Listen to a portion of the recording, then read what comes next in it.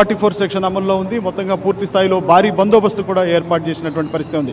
ఇక మీరు అడిగినట్లుగా కూడా ఇప్పటికే పోస్టల్ బ్యాలెట్ కూడా ప్రారంభమైంది. పోస్టల్ బ్యాలెట్ కౌంటింగ్లో కూడా కాంగ్రెస్ పార్టీ కొంత ఆధిక్యంలో ఉన్నట్లుగా కూడా తెలుస్తుంది. ఎందుకంటే హోమ్ ఓటింగ్ ద్వారా 101 ఓట్స్ అంటే 101 ఓట్లు అయితే మాత్రం హోమ్ ఓటింగ్ ద్వారా పడ్డాయి. ఇవి మొదటిగా కూడా వీటిని లెక్కించారు. ఈ లెక్కించిన దాంట్లో కాంగ్రెస్ పార్టీ ఆధిక్యత కనబరుస్తున్నట్లుగా కూడా తెలుస్తుంది. ఇక ఈవీఎంలకు సంబంధించినటువంటి ఇక ప్రధానమైనటువంటి కౌంటింగ్ ప్రక్రియ కూడా ప్రారంభమైంది. మొదటగా షేక్పేట డివిజన్కి సంబంధించి కౌంటింగ్ అయితే ప్రారంభమైనట్లుగా కూడా మనకు తెలుస్తుంది. మొత్తంగా 2 రౌండ్లలోనే కేవలం 2 రౌండ్లలోనే మొత్తం 10 రౌండ్లు ఉన్నాయి. కేవలం 2 రౌండ్లలోనే దీనికి సంబంధించినటువంటి షేక్పేట డివిజన్కి సంబంధించినటువంటి కౌంటింగ్ ప్రక్రియ పూర్తి కాబోతుంది.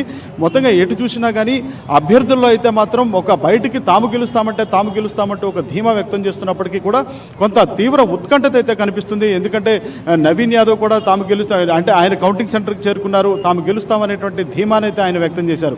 ఇక మాగంటి సునీత బీఆర్ఎస్ పార్టీ అభ్యర్థి కూడా అక్కడికి చేరుకున్నటువంటి వెంటనే ఆమె కూడా అన్నారు, ధర్మం గెలుస్తుంది, న్యాయం గెలుస్తుంది, మేము గెలుస్తున్నాం, మనం గెలుస్తున్నాం, బీఆర్ఎస్ పార్టీ గెలుస్తుంది. ఇది ఆవిడ ప్రస్తావించినటువంటి చేసిన వ్యాఖ్యలు. సో మొత్తంగా చూస్తే మాత్రం వారంతా ఎవరి ధీమాలో వాళ్ళు ఉన్నారు, ఎవరి కాళ్ళు ప్రతిష్టాత్మకంగా తీసుకున్నారు. ఏది ఏమైనప్పటికీ కూడా ప్రధానమైనటువంటి పోటీ కాంగ్రెస్, బీఆర్ఎస్, బీజేపీ పార్టీల మధ్య కొనసాగుతుంది. కౌంటింగ్ అయితే ప్రారంభమైంది.